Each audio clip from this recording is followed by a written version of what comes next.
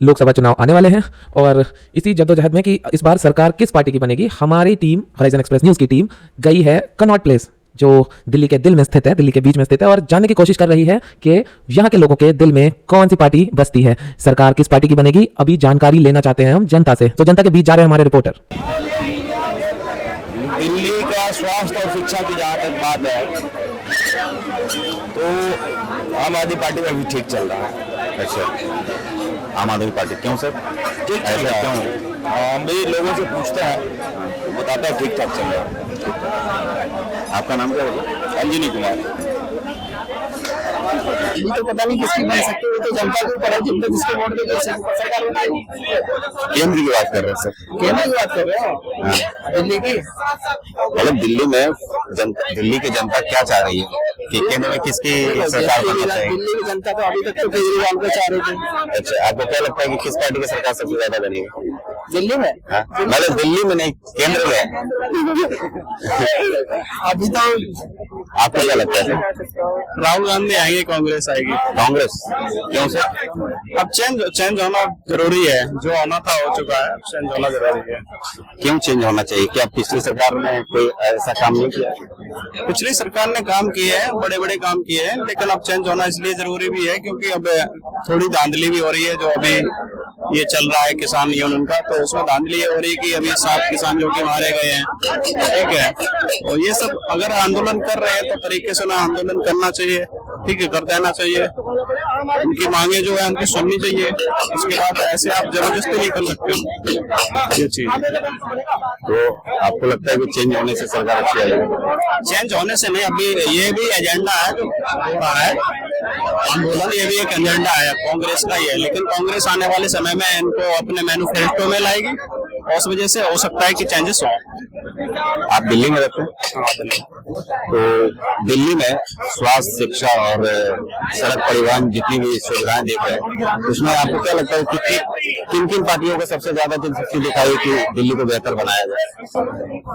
दिल्ली को तो बेहतर नहीं बनाया गया क्योंकि मैं दिल्ली में काफी घूमा हूँ, तो जो गांव के अंदर की गलियां हैं बहुत ज्यादा खुदी पड़ी, 2-2 साल हो गए हैं, बरसात होती है, तो हमारे इससे अच्छा तो हमारे यूपी में है। बाकी किसी भी गली में चले जाओ उतनी मतलब गंदगी नहीं मिलेगी लेकिन दिल्ली में मिलेगी। ये चीज तो मैंने देखी है।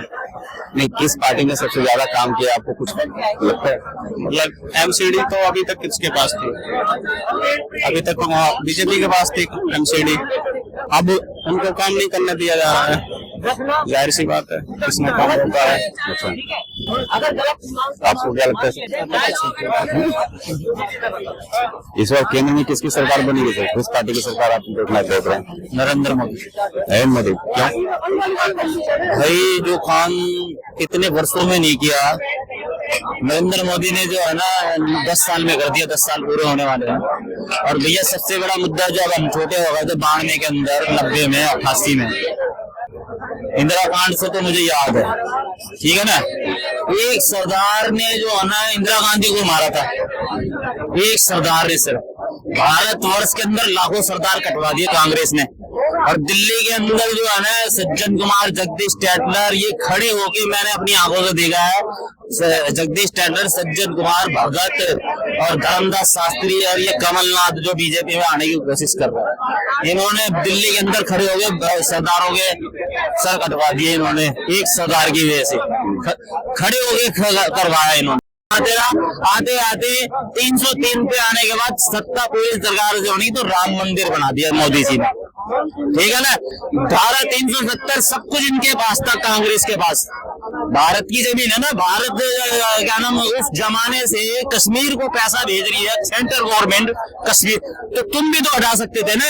लठ तुम्हारा था, भैंस तुम्हारी थी, कटरा तुम्हारा था, तेली तुम्हारा था, सब कुछ तुम्हारा था, तो तुमने क्यों नहीं हटाई धारा 370?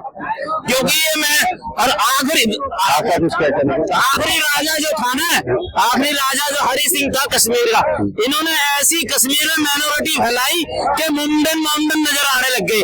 कुछ समय तक ना मुझे नहीं पता था, आतंकवादी तो मुझे पता था, आतंकवादी मुझे बोला, कह रहे हैं मैंने भाई ये आतंकवादी कौन होते हैं? मेरे को पता लगा ये आतंकवादी का समर्थन करते हैं। मैंने साहब को पहले मारा उनको बहन जो आतंकवादी का समर्थन करते हैं। कश्मीर में इस तरह का माइनॉरिटी बना, और मैंने तो जो बताया ना कि आखिरी राजा हरि सिंह था हिंदू, उससे पहले 20 राजा भी कश्मीर के हिंदू थे। तो इन्होंने जो काम नहीं करा है तो जनता को तो वोट देगी ना भारतीय जनता पार्टी को। जब सब कुछ तुम्हारा था, सीबी बीबी बीबी जीबी जो भी था सब तुम्हारा था, तुमने क्यों नहीं हटाई धारा 370? तो मोदी ने जो वादा किया था ना उस टाइम पे, 2 वादे किए थे, दोनों उन्होंने पूरे कर दिए। तो भारतीय जनता पार्टी का बहुत ऊंचा जा रहा है और मोदी का बहुत। आप क्या देख रहे हैं कि किस पार्टी का केंद्र में सरकार देखनी चाहिए? नहीं, पार्टी का तो कुछ नहीं, लेकिन अंकल जी ने बहुत अच्छी बात की है भाई, क्योंकि राम मंदिर बन गया है, धारा 370 हट गई है। धारा 370 हट गई है तो मेरा प्लाट हो गया है कश्मीर में, मेरे 4 बच्चे नौकरी को लग गए हैं, मैं बेकारी से नहीं जूझ रहा हूँ, मेरे जेब में 15 लाख आ गए हैं। अब मैं अमीर आदमी हो गया भाई, मुझे आधार कार्ड की लाइन में नहीं खड़े रहना पड़ेगा, नोटबंदी की लाइन में नहीं खड़ना पड़ेगा, मरना नहीं पड़ेगा। क्या जिसका पैसा निकल गया वो मर गया भाई। तो ये इतने अच्छे काम किए मोदी जी ने कि जीएसटी दे रहा हूँ ना तो कमर टूट गई है भाई मेरी। खाने के ऊपर सबकी माँ बहने हैं, सबकी माँ बहने हैं भाई। सैनिटरी पैड के ऊपर 28% जीएसटी लगता है, सैनिटरी पैड के ऊपर। ये सोचो यार आप, मेरी भी माँ बहन है, 28% जीएसटी दे रही मेरी माँ बहन। गलत लगता है यार, लेकिन कोई भी हो, सब पॉलिटिक्स वाले अच्छे हैं, भगवान उनको सही बुद्धि दे और सही चीज दे, और झूठ ना बोले यार, बड़ी बड़ी ना फेंके। Thank you. आप क्या जाना चाहेंगे सर? भाई साहब का सवाल, पॉलिटिक्स वाले यानी चलिए करोड़बाग दिल्ली। करोड़बाग दिल्ली। तो जम्मू एंड कश्मीर में 370 हटा या लगा, आपको क्या फायदा है? हमारे को फायदा है ना, कहीं जाके जमीन तो खरीद सकते हैं वहाँ पे। आतंकवादी तो खत्म हुआ वहाँ पे, तिरंगा लहराया हमने। हमारे घर पे लगा और मेरी जान मेरे घर पे तिरंगा लगा है। आप ऐसे मत करो। एक कश्मीर का झंडा लगता था लाल चौक पे, तिरंगा का कब लगा? भाई वो नागालैंड में भी लगता है, कब लगा तिरंगा? लाल चौक पे तिरंगा लगा इससे पहले। हमने हमारे मोदी जो है एक संविधान और एक झंडा रखना चाहते हैं, अलग अलग झंडा नहीं रखना चाहते हैं। ठीक है, हमारे मोदी एक संविधान और एक झंडा। क्या किया उसने? हाँ, जो किया ना किया, भारत का एक लोकतंत्र में जो है ना, भैया मेरे को कानून क्या होता है? अरे भारत सारा पैसा भारत से जाके तुम कश्मीर वाले वहाँ की पाकिस्तानी है और मलाल लगे पाकिस्तान को। क्या बात कर रहे हो? पाकिस्तान में आगे लगे दिल्ली में आके भैया, ये मत कोई नहीं बोलता। आप झंडे की बात कर लो तो आरएसएस वालों ने अपने 52 साल अपने कार्यालय पे क्यों ना सर हटा दिया झंडा? क्यों नहीं बोल रहे उस पर? भाई आरएसएस जो है ना, एक आरएसएस एक संस्था है। अब आगे की आपकी मर्जी है, संस्था नहीं है, आरएसएस एक संस्था है भाई। भाई जो दिल्ली में तिरंगा लगा हुआ है, किसी और झंडा लग जाएगा दिल्ली में?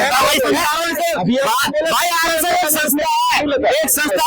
ठीक है, आगे झंडा गुरुद्वारे में तिरंगा, वो अपने झंडा लगाइए, एक संस्था होती है। ठीक है ना, राम मंदिर में झंडा संस्था होती है, मगर कश्मीर जो है ना एक भारत का अंगार, एक स्टेट है। ये होता है कि जाओ लगना चाहिए, मिले संस्था पे नहीं लग सकते। ये लिखा है, मर्जी है भाई, मर्जी है। संस्था पे जितने भी मंदिर और जो आरएसएस और जो संगठन होते हैं, संस्था होती है, उनकी मर्जी हो सकती है। अगर भारत के स्टेट के अंदर तुम दूसरा झंडा कैसे लहराओगे? ठीक है, जब रैली निकलती है निकालते तो मुसलमानों के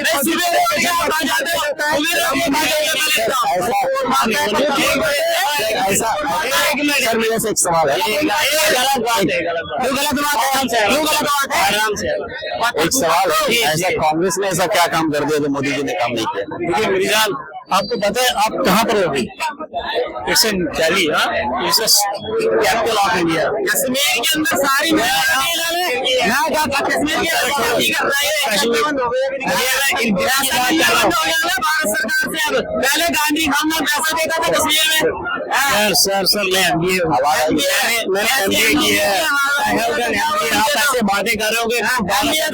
देखिए भाई, मैं झंडा लगाएंगे हमारी स्टेट यार, झंडे मुझे छोड़, पहले बताओ। भैया बोल रहे ना मोदी जी, मैं मोदी जी का भक्त नहीं हूँ, लेकिन एक चीज है आपको आपको पता है सबसे अच्छा पॉलिटिकल कोर है बीजेपी में। 370 रहने से क्या है? छोड़ दो, मान लो लगवा दे तारक, क्या होता बताना। एक मिनट मैं बोल रहा हूँ, आपके बीजेपी में एक बंदा है, दैट्स कॉल्ड नितिन गडकरी साहब है ना, अगर वो प्राइम मिनिस्टर आएंगे ना, इसका नक्शा बदल जाएगा। बीजेपी का है वो, उसने एक्सप्रेसवे बनाए हैं, उसने हाईवेज इतने जबरदस्त किए, अभी तक किसी की मर्जी नहीं थी वैसा बनाने की। अभी हम क्या करेंगे, मंदिर मस्जिद तक लड़ेंगे, लेकिन भाई आप देखो आपके अस्पताल लड़ते थे भाई 2014 से पहले देश में, भाई क्यों ना लड़ेंगे, ईमान का दंगा ना पाओ। एक स्टेट का नाम बता यार, बताना कौन सा स्टेट है, एक स्टेट का नाम बता। लड़ाई किसने क्या मुसलमान कर दिया? आखिरी राजा हरि सिंह था, उससे पहले 20 राजा हिंदू थे, है ना। फिर धीरे धीरे तुम्हारे सारे कश्मीर के अंदर सारे मुस्लिम कर दिए, हमारे कश्मीरी पंडितों को सबको भगा दिया तुमने, उनकी बहनों के तुम्हारे लिए तब नहीं आई। कश्मीर के अंदर पंडितों का मेन मामला है, तो आप जानते ही नहीं कश्मीरी पंडितों कहाँ बीजेपी के राज में कहाँ सुरक्षित है, उनका क्या हाल हुआ है, तो आपको जाना था। बीजेपी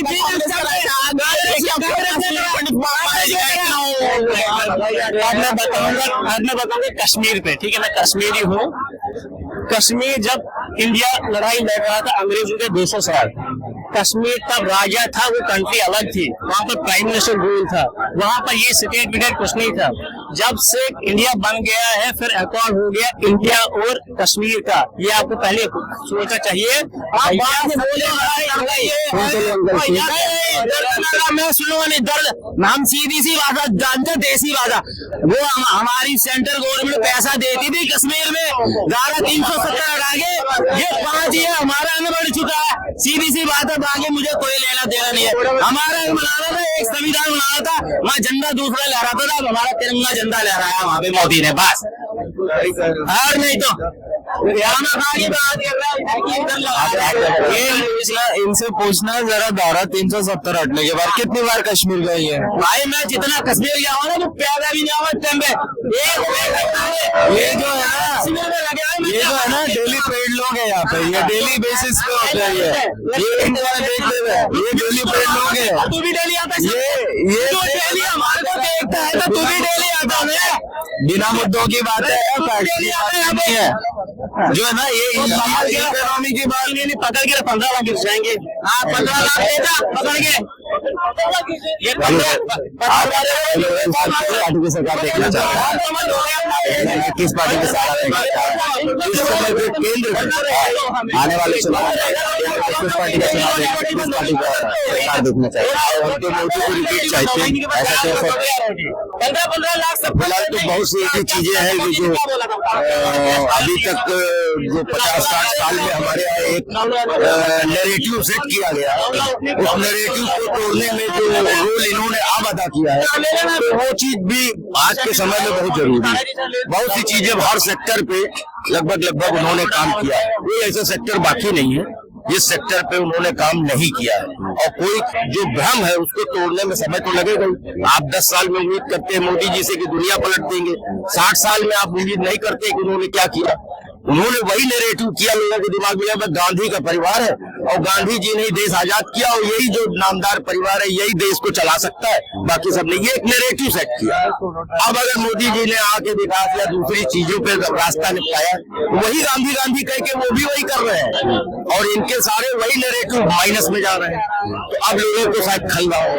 और ये सीधा दिल्ली में किस पार्टी का सरकार को आप सबसे ज्यादा? अब दिल्ली का तो मैं नहीं बता पाऊंगा, हम ये जानते हैं हम रायबरेली के हैं फिलहाल, समझ गए। वहाँ तो रायबरेली को रखा ही बना के रख दिया इन्होंने, बाकी कुछ नहीं है। अच्छा, मैं आज की डेट में ये जानता हूँ, एक चीज विकास नाम की चीज नहीं, एक रोड तय नहीं। अच्छा, ये मैं जानता हूँ। इस बार किस पार्टी की सरकार देखना चाह रहे दिल्ली के नहीं है। ये बाकी धारा 370 राम मंदिर हमारी आस्था है और होना चाहिए, लेकिन इकोनॉमी की बात होनी चाहिए।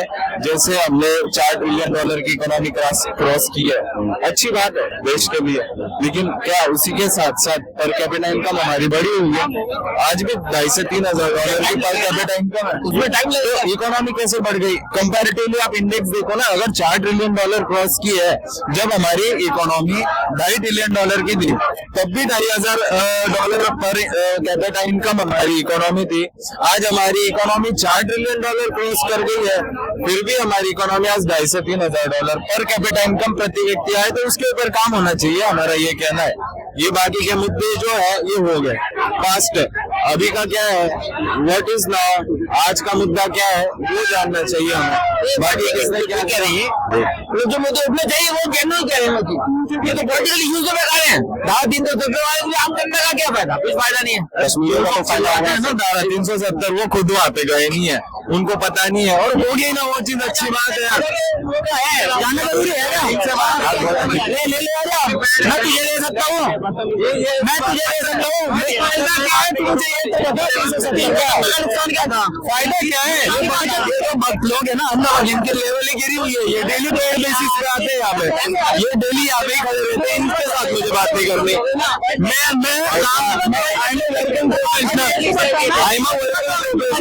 I come often here. They are daily here. I don't want to talk with them. मैंने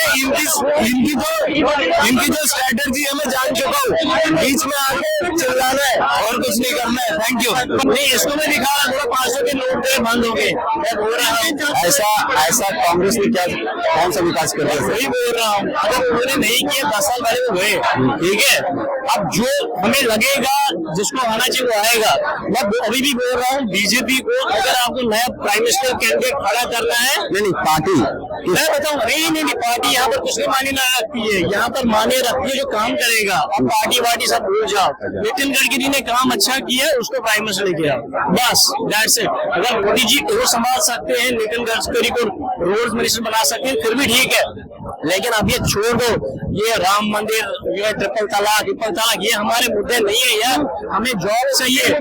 अच्छा, ऐसा मैं बाद में बताऊंगा, ऐसा मैं करूँ, राम मंदिर या ट्रिपल तलाक के मुद्दे क्यों नहीं है, ट्रिपल तलाक मुद्दा क्यों नहीं है, एक लड़की को तलाक बोल के खत्म कर दिया, यही मुद्दा नहीं है,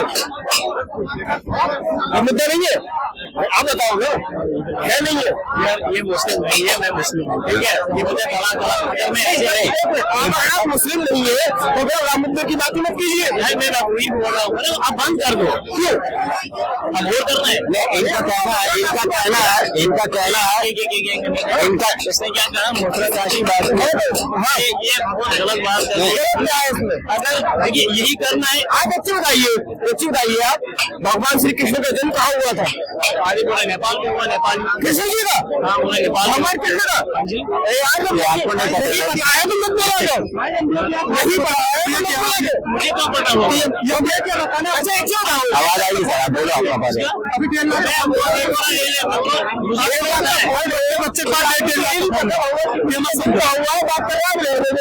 एक मिनट, जो नेपाली हिंदू है वो बोल रहे यहाँ हुआ है, क्या गलत हो रहा, कृष्ण जी का नहीं बोल रहा हूँ, किसी ने भी तो दिखाओ भी लेट खा दो, 1.5 लाख तो बोल लो, 1.5 लाख वो यार कोई झपाटा लेके मारने आएगा, मोदी जी की सरकार है, पुलिस मिलेगा, सुनो मेरी बात, पहले रेस्पेक्ट के साथ राम जी और शिव जी, अगर मेरे मुझे थोड़ा सा उधर प्लीज बात करना, ठीक है, उसके लिए मैं माफी मांग रहा हूँ, थोड़ा सा उधर का शब्द हो जाए, लेकिन मैं उनका नाम नहीं लेना चाहता हूँ, मैं उस काबिल नहीं हूँ, राम मंदिर की बात नहीं, मैं वही बोल रहा हूँ, बंद कर दो। अब आप और मैं आपके लिए क्या ठीक है, आगे बताइए, जीडीपी की ग्रोथ हो रही है नहीं हो रही है, नहीं हो रही, कैसे हो, जीडीपी ग्रोथ हुई है नहीं हुई है, नहीं हुई है, तो कहाँ हुई है, डाउन 1.5 लाख के फोन में निकाल के देखो, जीडीपी कितनी ग्रोथ हुई है, भाई साहब 1.5 लाख के फोन आप दिखा रहे हैं हाथ में, कोई झपाटा लेके ले जाएगा, कोई नहीं दिखाएगा, कोई नहीं, मैं अपने फोन में तुम निकालो, मेरा भाई आपके फोन में है, इनको बता, तुम बताओगे, आज के टाइम पे यूपीआई कांग्रेस कहती थी ना कि अरे सब्जी खरीदोगे क्या पेटीएम से करके, पेटीएम से सब्जी खरीदोगे, आदमी खरीद रहा है, जो सोच नहीं सकते थे वो चीज इन्होंने करके दिखा दी, नहीं बोले निकाल के देखो पीछे नंबर दिखाओ, मेरे पास तो 1500 रुपए का बोलो, तो 1.5 लाख का बोले तुम दिखा रहे हो, तो उसमें देखो उसमें अच्छा दिखेगा, झपाटा लेके उड़ जाएगा इधर, मेरे को पता है, ये चीजें सब केवल अभी आप कह रहे थे कि पार्टी से कुछ नहीं होता है, आप ये बताओ कौन सा प्रधानमंत्री बनाओगे? अभी ये कह रहे थे ना, सबसे पहले तो राम मंदिर बनाई वो हमारी अच्छा राम मंदिर विजन एक्सप्रेस चलाते हैं। हाँ। बहुत बार सर्वे आप लोगों को दिए हैं, क्या मतलब मैं ये जानना चाह रहा हूँ कि इस बार केंद्र में किस पार्टी की सरकार देखना चाह रहे हैं? बस वही से Modi once again. Modi once again क्यों? क्योंकि मोदी के विजन क्लियर हैं और मोदी जो वर्क कर रहे हैं वो लोगों को पसंद है, मुझे भी पसंद है। मतलब मोदी जी ऐसा क्या काम कर रहे हैं जो आपको पसंद है? सबसे बड़ी बात है कि मोदी जी का जो काम है वो रिजल्ट ओरिएंटेड है, सीधे फोकस है कि ये करना है। दूसरी बात ये मोदी जी का एक विजन है, कोई भी वर्क आप करते हैं, यहाँ आप मीडिया कवरेज करने के लिए आए हैं तो अपने घर से प्लानिंग बना के आते हैं कि हमें कितने लोगों को कवर करना है, क्या क्या पूछना है, क्या कंटेंट्स होंगे, वो स्पष्ट होना चाहिए और आप में कॉन्फिडेंस होनी चाहिए वो पूछने के लिए भी। तो ये सारी प्लानिंग बना के आते हैं।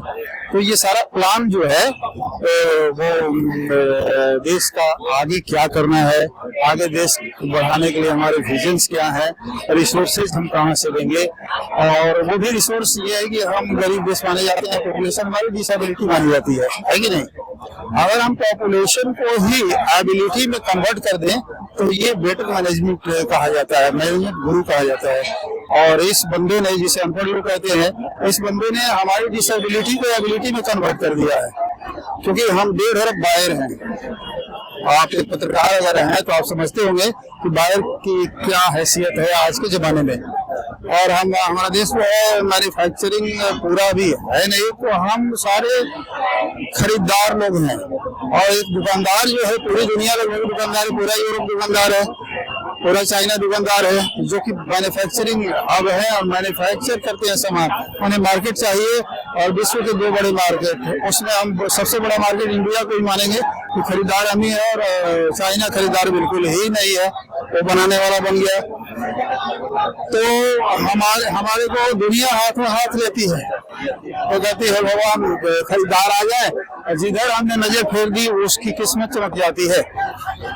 तो अब उसमें सामरिक भी इससे भी देखा जाए तो हम टॉप पर जा रहे हैं, क्योंकि अगर हमें चाइना को डिफीट करना है तो हमें उसके माल खरीदना बंद कर देना है, क्योंकि मेड इन चाइना यूरोप के मानक पर खरा है ही नहीं। आपकी जितनी डिवाइसेज जो ले रखे हैं, कैनन हो या आपकी क्या नाम है, अच्छा मेड इन चाइना जो भी है, या इवन वैक्सीन वगैरह भी, तो ये सारी चीजें जो है वो यूरोपीय मानक पर खड़े नहीं है। और आपको मालूम है ये सारी चीजें इंडिया खरीदती है।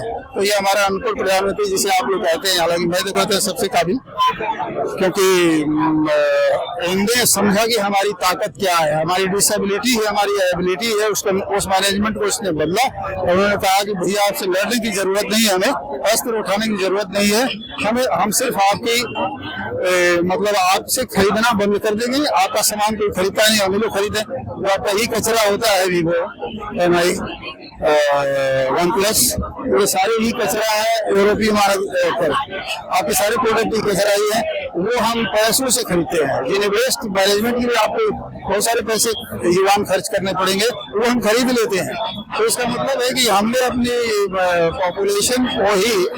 पॉपुलेशन जो हमारा बहुत ज्यादा है उसको हमने एबिलिटी बनाने वाले मोदी हैं, और उन्होंने ये मैनेजमेंट लोगों को सिखाया है, ये सबको समझ में आ रही है, और इसलिए हमारी इकोनॉमी ग्रो कर रही है।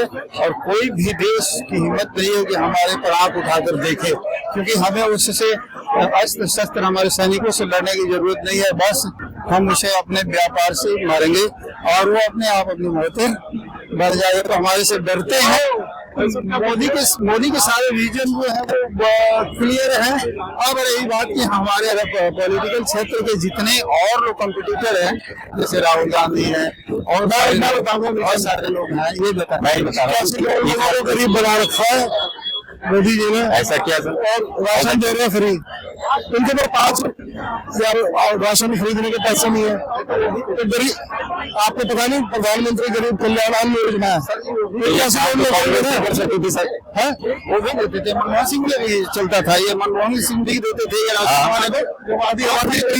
राशन कार्ड है, गरीबी है, मैं तो मानता हूँ राशन कार्ड है, ये मुसलमान घोटाला है, क्या कह रहे हैं आपके पास राशन कार्ड है, यहाँ पर राशन में बोलिए ये नॉर्मल बात चल रही है। आपको होते पूछने वाले अगर ये सवाल मैं बताओ मोदी जी ने गरीब बना दिया आप बोल रहे थे बोलो मैं आपको मिर्च क्यों लगी, कैसे गरीब लोग गरीब हो गए इसमें? ये राशन है, कांग्रेस भी हमें देते थे और ये भी देते हैं। हर कई 10 साल में कम कर 80 करोड़ लोग गरीब हैं, समझ आ रही। और अभी लोकतंत्र में सुप्रीम कोर्ट में अभी जो थप्पड़ मारा है, लोकतंत्र की हत्या कर रही है बीजेपी, तो आप खुश हो लोकतंत्र की हत्या होगा? और तो फिर अरे ये इनको जाना चाहिए, 10 साल हुए कुछ नहीं करा। ये जो अभी सरकार है, अब अच्छे दिन का नारा लगाएंगे दोबारा भाई साहब, नारा लगाओगे दोबारा? बहुत ही पेट्रोल डीजल की नारा लगाओगे दोबारा? 100 स्मार्ट सिटी, 100 दिन में काला धन दोबारा लगाओगे? अरे कितना झूठ बोल रहे हैं, लोग थक गए हैं। हम मैं बताता हूँ, सर ने सही कहा। हमारे दिल्ली में कोई खेती तो होती नहीं, लेकिन हमारे गरीब में आवाज देता है चावल बेचो गेहूँ बेचो। तो खेती जब नहीं है तो हम कहाँ से बेचते हैं भैया? और बेच के हम जो है वो खाते। दूसरी बात ये है कि हर एक बंदे के पास गाड़ी है तो महंगाई कैसे है? महंगाई नहीं है, मैं भी मानता हूँ, लेकिन ये सरकार घोटाला कर रही है। 80 करोड़ लोगों को राशन देना सब पैसे खा रही है ना। आप बोलो या तो गरीबी है या घोटाला हो रहा है। तो मैं बोल घोटाला हो रहा है ना। लेकिन एक बात बताता हूँ आपको, अरे या तो गरीबी है या घोटाला हो रहा है, ये बताओ। सबसे बड़ी बात है कि हम पहले अपने शादियों में अरे लंबा चौड़ा राशन थी है, या तो गरीब लोग है या घोटाला हो रहा है। वही कह रहा हूँ, वो सब्जियों से हम काम चलाते थे पुलिस में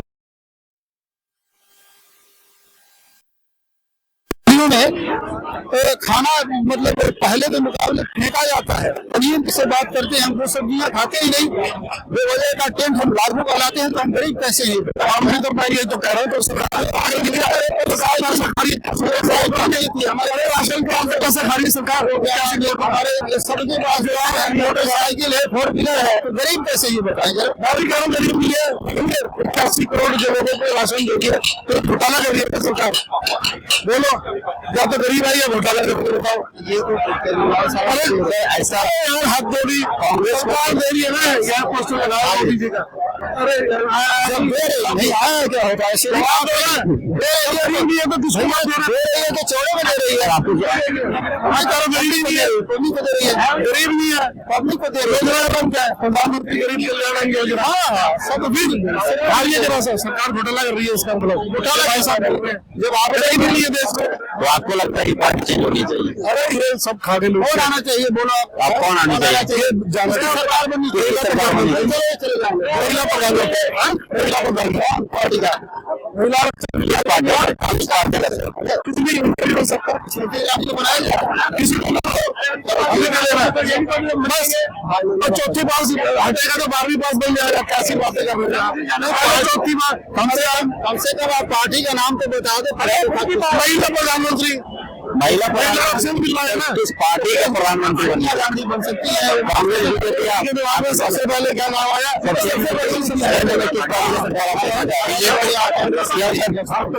ऐसा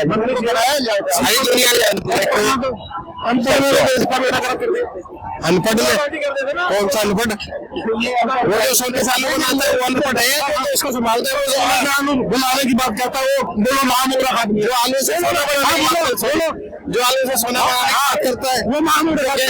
जो महामूरख तो है ही। किस पार्टी का केंद्र में सरकार देखना चाहते हैं? क्यों? मोदी सरकार, क्यों मैम? मोदी पे हमें विश्वास है, इसकी गारंटी है। अच्छा, ऐसा कुछ और बताइए आपसे। मोदी क्यों सर? जय श्री राम आजकल सब बोल रहे हैं, जय श्री राम सब बोल रहे हैं, तो लाने वाले वही है। बस के आगे कोई है ही नहीं, कोई नेता ऐसा है ही नहीं जिसको प्रधानमंत्री बनाया जा सके। विपक्ष में, पूरे विपक्ष में कोई नहीं है। और आपको सर? नरेंद्र मोदी होनी चाहिए। दिल्ली में महिला सुरक्षित नहीं है, मैं तो यूपी का रहने वाला हूँ। मैंने पूरे देश में हाँ, प्रधानमंत्री नरेंद्र मोदी होना चाहिए, मोदी होनी चाहिए। और बीजेपी जो दिल्ली में भी आनी चाहिए, क्योंकि सुरक्षित होनी चाहिए। दिल्ली का माहौल अब पहले जैसा नहीं है।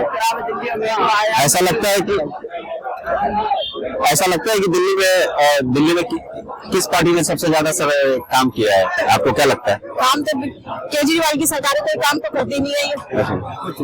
बताइए क्या काम कर रही है सरकार बनेगी वही तो काम करेगी ना। अब जब बीजेपी आएगी तो बीजेपी अच्छा काम करेगी यहाँ पर।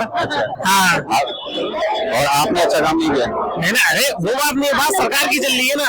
हाँ, इस किस पार्टी की सरकार बननी चाहिए? बीजेपी की। क्यों? बीजेपी की। क्यों? हिंदुत्व राष्ट्र, हिंदुत्व होना चाहिए। अच्छा। जय श्री राम। क्या किस पार्टी की सरकार बननी चाहिए केंद्र में? आप बताओ, आपकी सरकार बना दे। नहीं, आप बताइए। इंसान से बढ़कर कोई सरकार नहीं है भाई, कोई किसी की भी सरकार। मैं तो नोटा को वोट दूंगा। केंद्र में किसकी सरकार बननी चाहिए, किस पार्टी की? देखो, बदलाव आना चाहिए, क्योंकि उन्होंने पिछले 10 साल में जितने भी वादे करे थे कोई भी पूरा नहीं हुआ। किसानों की धरना पे बैठे, नौजवान धरना पे बैठे, महिला पहलवान धरना पे बैठे, तो जो भी इनके खिलाफ बोलता है उसको देशद्रोही या गद्दार बोल दिया जाता है, या बोल देते हैं कि दूसरी पार्टी ने इनको सपोर्ट कर रही है। ये अब किसानों को आतंकवादी और उग्रवादी बोल रहे हैं। बताओ, जब 2 साल से किसानों के इन्होंने बोला हम कमेटी बना के तुम्हारी समस्या का हल करेंगे, नहीं करा। तो जो अच्छे दिन का नारा था ये दोबारा क्यों नहीं बोलते भैया? और 100 दिन में काला धन क्यों नहीं बोलते? और जो भी ईमानदारी से टैक्स पे कर रहे हैं उनको पैसा मिल जाएगा, मैं दे दूंगा। प्रधानमंत्री जी ने बोला है, ये रिकॉर्डिंग आती है। उधर से सुब्रमण्यम स्वामी ही इनकी पार्टी में है, वो कैसे कैसे बयान दे रहे हैं, कह रहे इनको इकोनॉमिक्स का मोदी जी को भी नहीं आता। ठीक है ना? तो सो स्मार्ट सिटी, बहुत महंगाई के बाद राहुल गांधी जी को आता होगा? कोई भी आएगा उनको बदलना चाहिए। इनको बदल किस पार्टी को आना चाहिए? कोई भी बीजेपी, कांग्रेस, आप? कोई भी जो भी अपोजिशन में होगा, तो आप किसको देख रहे हैं अगला प्रधानमंत्री? गठबंधन बना है, हो सकता है उनके, मेरे को लग रहा है ये इतने घबराए हुए हैं कि इनकी 170 से ज्यादा सीटें नहीं आएंगी, क्योंकि ये सारा ढूंढ रहे हैं, नीतीश कुमार का सारा ढूंढ रहे हैं, मांझी का सारा ढूंढ रहे हैं, एकनाथ शिंदे का, अजीत पवार का, कितनी बैसाखियां लेके चलेंगे। ये इतने घबराए हुए हैं, तो ये बनने वाली नहीं है सरकार, ये घबराई हुई सरकार है। एक प्रेस कॉन्फ्रेंस नहीं करी 10 साल में प्रधानमंत्री। अरे जनता के प्रति जवाब दे रहे हैं, हमने बनाया ना, हमारे टैक्स के पैसे से ही तो ये इनको सैलरी मिलती है ना। तो ये जो घूम रहे विदेशों में यात्रा कर रहे हैं, तो लोग कहते हैं ये मोदी जी का डंका, ये भारत के प्रधानमंत्री है। जब तो अगर वो प्रधानमंत्री रहेंगे तब इतने उनका डंका बजेगा क्या? ऐसे भारत के प्रधानमंत्री है, भारत का उनको बोले कि भारत का डंका बज रहा है, तो लोग कहते हैं मोदी जी का डंका बज रहा है। ऐसा तो कुछ नहीं है, नहीं, भारत का नाम है ना। तो ऐसा क्या करा उन्होंने जो 80 करोड़ 81 करोड़ में करीब 11 करोड़ किसान, ये तो सरकारी आंकड़े है, सरकार खुद मान रही है 11 करोड़ किसान करीब है। सम्मान नहीं देनी है, वो इनकी मजबूरी है, क्योंकि वो पैसे नहीं कमा पा रहे। 27 रुपए की इनकम है एक दिन के किसानों की, 11 करोड़ किसान गरीब है, जिनको 2000 रुपए दे रहे हैं हर 4 महीने में। क्या होता है 2000 रुपए? या तो उनको सक्षम बनाओ भैया, तो अपना खेती करो, कुछ करो। 2000 रुपए देने से क्या हुआ? 5 साल तक 81 करोड़ लोग गरीब रहेंगे। अन्य योजना जो है ना 5 साल तक लागू रहेगी आने वाले में। तो ये वोट के लिए कर रहे हैं, मेमोरी बांट रहे हैं। केजरीवाल को इन्होंने गुरु मान लिया अपना, और ये कहते हैं कि हम वहां जीत गए, राजस्थान में, मध्य प्रदेश में जीत गए, क्योंकि इन्होंने केजरीवाल को गुरु बना लिया। वहाँ लाडली बहना, पूरे देश में लाडली बहना नहीं है क्या? सबको 500 रुपए सिलेंडर दे रहे, तो पूरे देश में दोनों ये खाली लाडली बहना एमपी की महिलाएं, तो यहाँ भी तो दे सकते हैं। जहाँ जहाँ उनकी सरकार है वहीं दे दो भैया 1000 रुपए महिलाओं को। दिल्ली में तो मिल ही रहा है, क्योंकि महिलाओं के लिए बस फ्री है। तो ये केजरीवाल को जो है ना अपना गुरु मान चुके हैं, और प्रधानमंत्री कहते थे कि रेवड़ी बांट रहे हैं, तो रेवड़ी तो यही बांट रहे हैं, क्यों बे उनकी राह पे चल रहे हैं। तो दिल्ली में 15 साल कांग्रेस ने राज किया और 10 साल आपने, आपको क्या लगता है कि किस पार्टी की सरकार ने पिछले 15 साल बनाया? पिछले 15 साल शीला दीक्षित के टाइम में कोई काम नहीं करा, शीला दीक्षित ने सिर्फ घोटाले करे हैं। अरविंद केजरीवाल ने काम करा है। अभी ये भाई साहब पूछेंगे अरविंद केजरीवाल ने क्या काम करा है, तो परसों टेस्ट करवा के आए थायराइड और शुगर के 1000 रुपए के टेस्ट थे, बिल्कुल फ्री टेस्ट हुए मेरे। अगर मैं हरियाणा से आता हूँ और यही टेस्ट हरियाणा में होते ना, बीजेपी गवर्नमेंट हो, कांग्रेस गवर्नमेंट हो ना, मैं किसी पार्टी का समर्थक हूँ ना किसी का अंधभक्त हूँ। जिसने मेरा जो फायदा करा रहा है, जनता को जो फायदा करे ना, उस पार्टी के बारे में बात करूंगा। 1000 रुपए के टेस्ट मेरे जो शुगर थायराइड के टेस्ट है सारे फ्री में केजरीवाल सरकार ने करे। अब मैं केजरीवाल सरकार को कैसी बता सकता हूँ, बताओ। आज एक सब इंस्पेक्टर लगा रखा दिल्ली पुलिस में, उसके बच्चे गवर्नमेंट स्कूल में पढ़ते हैं, अच्छी शिक्षा व्यवस्था, इसलिए आज सब इंस्पेक्टर के बच्चे गवर्नमेंट स्कूल में पढ़ रहे हैं। आप हरियाणा में पढ़ा के दिखा दो, अगर किसी सब इंस्पेक्टर के बच्चे को प्राइवेट स्कूल में यूपी में पढ़ा के दिखा दो। तो शिक्षा में और स्वास्थ्य में केजरीवाल जी ने बहुत अच्छा काम करा है दिल्ली के अंदर। तो आप ये देखिए, केजरीवाल जी के बारे में जो विपक्ष है वो बोलता है कि रेवड़ी कल्चर है, फ्रीबीज है, तो मैं ये उनको कहना चाहता हूँ कि आप तब क्यों चुप हो जाते हो जब एक सांसद को 3000 यूनिट बिजली फ्री मिलती है, अगर 4000 बिजली यूनिट फ्री मिलती है, आम आदमी के जेब में 2000 रुपए महीने का बच जाए तो आपको बहुत बड़ी दिक्कत हो जाती है। कल मैं देख के आ रहा हूँ, मैं कल लोक कल्याण मार्ग पे था, वहाँ पे प्राइम मिनिस्टर नरेंद्र मोदी जी को उनकी सिक्योरिटी एयरपोर्ट छोड़ के आ रही थी। तो उस तामझाम में मैंने एक ऐसे सिक्योरिटी वाले को पूछा कि क्या है, तो एक सिक्योरिटी उधर पहुंचाने से लेके आने तक का खर्चा 50 लाख रुपए उसने बोल दिया। तो बताओ ये कहाँ गया? फिर ये खर्चा नहीं आप कैलकुलेट करोगे। प्रगति मैदान में वो हर 2 दिन में जाते हैं भारत मंडपम में, उसका खर्चा इसको आईटीबीपी को उठाना पड़ता है, 70-80 लाख रुपए का एक बारी का खर्चा उठाना पड़ता है। उसके बारे में कोई बात नहीं कर रहा है। जो पूरे इंडिया में जो होर्डिंग्स लगी हुई है airport, railway station, bus station पे, एक आदमी ने, एक सज्जन ने आरटीआई डाली थी, आरटीआई में ये निकल के आया कि एक होर्डिंग का खर्चा 6 लाख रुपए है। तो ऐसी कितनी सैकड़ों होर्डिंग्स लगी हुई है मोदी जी की, उसके ऊपर कोई बात नहीं होती है। बात होती है 200 यूनिट बिजली फ्री के ऊपर बात होती है। वैसे नरेंद्र मोदी जी और बीजेपी प्रचार कर रही है कि हमारे देश की अर्थव्यवस्था 5वें नंबर पे है, लेकिन मेरे लिए कहना ही बड़ी शर्म की बात होगी, जहाँ जिस देश की व्यवस्था 5वें नंबर पे जीडीपी, उस देश में 80 लाख लोगों को अनाज मिल रहा है, 80 लाख लोगों को, 80 करोड़ लोगों को अनाज मिल रहा है। वो हमारे लिए बड़ी शर्म की बात है, क्योंकि हमारी 5वीं बड़ी अर्थव्यवस्था होने के बाद में भी हमें 80 करोड़ लोगों को मुफ्त अनाज देना पड़ रहा है। तो ये हमारे लिए सबसे बड़ी शर्म की बात है।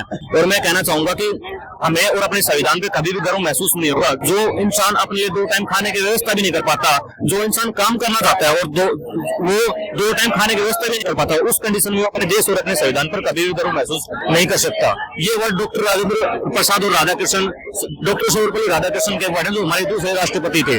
वो इंसान कभी भी अपने देश के ऊपर गर्व महसूस नहीं कर सकता। अच्छा, ये दिल्ली में अभी सड़क परिवहन के क्षेत्र में किस पार्टी ने अभी सबसे ज्यादा अच्छा काम किया, तो क्या लगता है?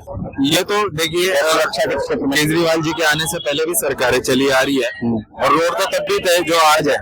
तो मैं तो ये कुछ इसके खिलाफ कोई डिसाइसिव ओपिनियन नहीं देना चाहूंगा कि किस पार्टी ने सड़कों के ऊपर काम किया हुआ है, क्योंकि ऑलरेडी सड़कों का इंफ्रास्ट्रक्चर दिल्ली में बेहतर ही रहा है पहले से, क्योंकि ये देश की राजधानी है। तो इसमें किसी सरकार ने कुछ किया है या किस सुरक्षा के क्षेत्र में? सुरक्षा के क्षेत्र में आप जैसे देखा जाए तो आज के टाइम में सिक्योरिटी हमको 10 गुना ज्यादा बढ़ी हुई नजर आती है, और उसमें आम आदमी को दिक्कत होती है।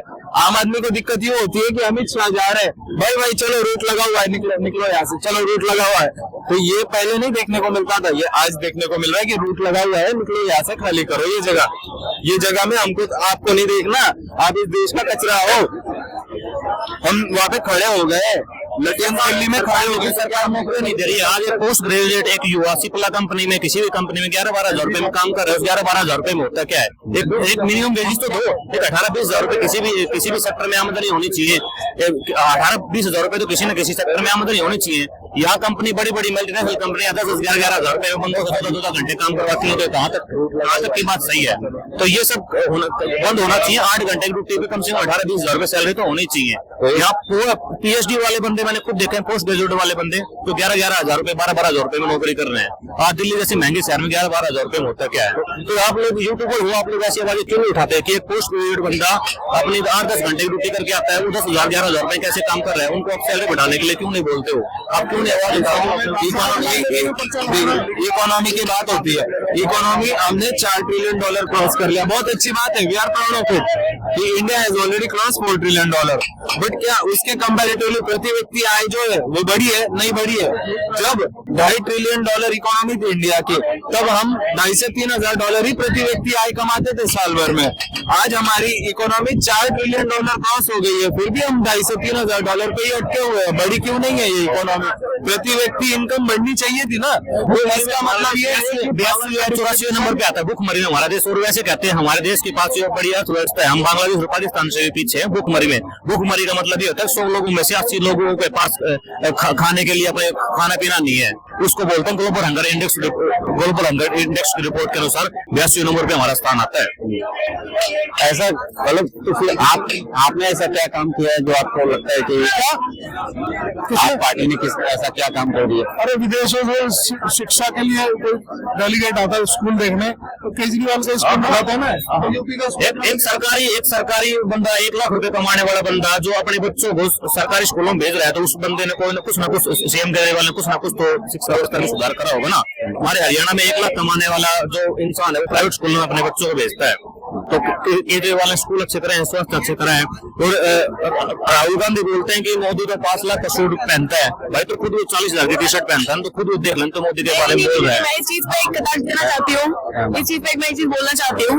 इन लोगों ने ये कही थी कि मोदी जी की सैलरी पर महीने 1,60,000 रुपए महीने है, समझ रहे हैं, और वो पहनते हैं 2 से 3 करोड़ का सूट। कैसे? तो इस बात पे हम बोल रहे हैं कि राहुल गांधी जी न्याय यात्रा निकाले थे, सुना फंडिंग नहीं मिल रही है कांग्रेस को, फिर भी करोड़ों रुपए उड़ाए जा रहे हैं इटली से लेके अपनी नानी के घर से लेके। कैसे? सुना था, इतिहास में चलते अपने जब जवाहरलाल नेहरू जी, मैंने तो दोनों के बारे में बोला ना कि जवाहरलाल नेहरू जी जो फ्रॉड थे, इंदिरा गांधी जी जो फ्रॉड थे, उनके मामले में उनके मतलब जो उनकी जनरेशन थी वहाँ पे भुखमरी थी, लोगों के पास खाने के लिए अनाज नहीं थे, पहनने के लिए उनके पास वस्त्र नहीं थे, फिर भी उनकी ब्रांडेड सिगरेट लेने के लिए विशेष विमान जाता था। कैसे? उस वक्त तो भुखमरी थी। मतलब तुम्हारे नेता की कोई गारंटी नहीं है, तुम्हारे नीति की कोई गारंटी नहीं है। अब बात करते हो मोदी की गारंटी की, ये तो सही बोल रहे थे योगी जी कि बाप दादा मर गए अंधेरे में, बेटे का नाम रख दे जनरेटर। तो भैया ये जो देश सुरक्षित है ना, जो आपका धर्म अपने पास है ना, वो भाजपा की वजह से है, समझ रहे हो आप। वरना अगर इतिहास में चल के देखोगे ना तो पता चलेगा कि नेहरू और गांधी ने क्या करा था। इससे ज्यादा कुछ नहीं बोलूंगी, समझने वाले समझ गए, समझदार। देखो कांग्रेस के अंदर मतलब इतने साल रही कांग्रेस, तब इसका कोई फायदा नहीं हुआ, ना हमारा राम मंदिर बना, ना हमारे इसमें भेदभाव खत्म हुए। अच्छा ठीक है।